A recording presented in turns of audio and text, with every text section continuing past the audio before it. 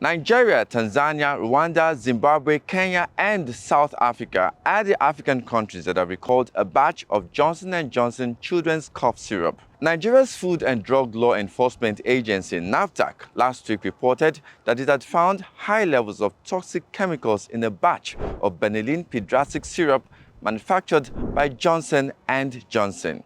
Benylin pediatric syrup is used in the treatment of cough and other congestive symptoms and for the treatment of hay fever and other allergic conditions in children aged 2 to 12 years, NAFDAC explained. But it said laboratory analysis showed that it contains what they called an unacceptable high level of diethylene glycol. Kenvue, an American consumer health company, now owns the brand after a spin-off from Johnson & Johnson last year. Kenvue said in a statement that it was conducting its own assessment and working with relevant health authorities to determine a course of action.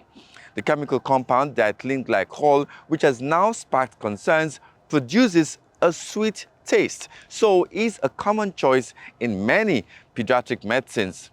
None of the African countries has reported any adverse effects linked to the syrup so far, but they say their action is precautionary. But Nigerian drug regulators warned that high levels of diethylene glycol is toxic to humans if consumed.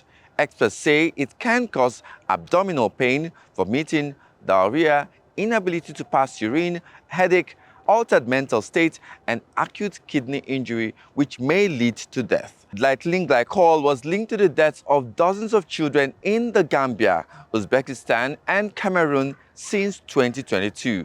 Those incidents were not connected to Johnson & Johnson products.